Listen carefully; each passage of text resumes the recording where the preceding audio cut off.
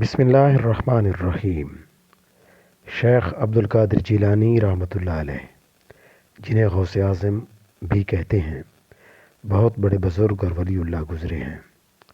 آپ کی ساری زندگی تبلیغ و اشاعت اسلام میں گزری۔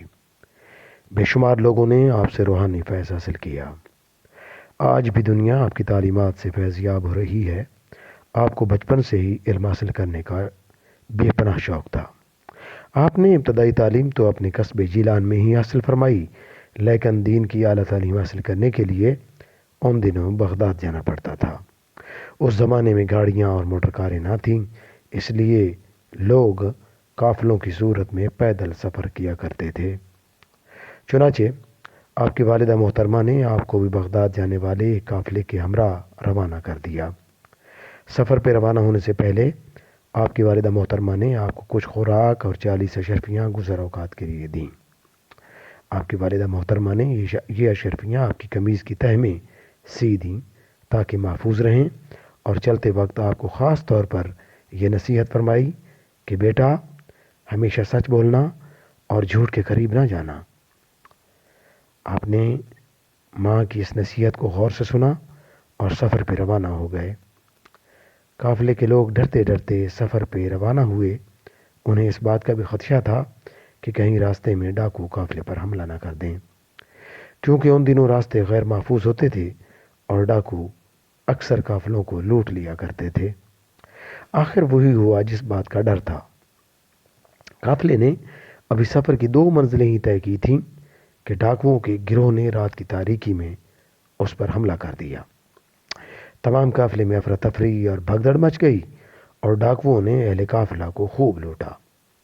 ایک ڈاکو شیخ عبدالقادر جیلانی رحمۃ اللہ علیہ کے پاس آیا اور کہنے لگا، لڑکے، تیرے پاس کیا ہے؟ آپ نے جواب دیا، میرے پاس 40 اشرفیاں ہیں جو میری قمیض کی تہہ میں سلی ہوئی ہیں۔ ڈاکو نے آپ کی اس بات کو مذاق سمجھا اور ہنستا ہوا آگے گزر گیا۔ اتنے میں ایک اور ڈاکو آپ کے پاس آیا اور وہی سوال کیا۔ آپ نے پھر وہی جواب دیا۔ وہ ڈاکو یہ جواب سن کر حیران ہوا اور آپ کو پکڑ کر اپنے سردار کے پاس لے گیا۔ ڈاکو کے سردار نے تعجب سے آپ کو دیکھا اور پوچھا، لڑکے، سچ مجھ بتا، تیرے پاس کیا ہے؟ آپ نے وہی بات دہرائی۔ آپ کی یہ بات سن کر سردار کی حیرت کی انتہا نہ رہی۔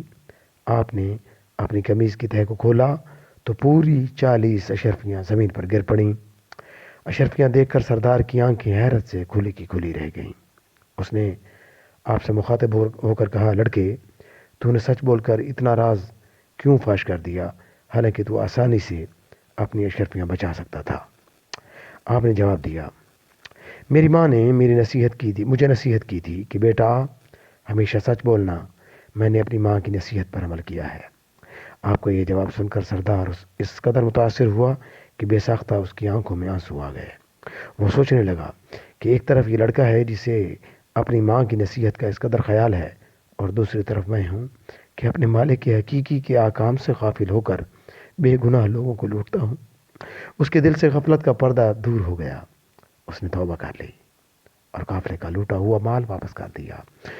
اس طرح آپ کی سچائی کی بدولت ڈاکوؤں کی اصلاح ہو گئی اور وہ نیکی اور پرہیزگاری کی زندگی گزارنے لگے۔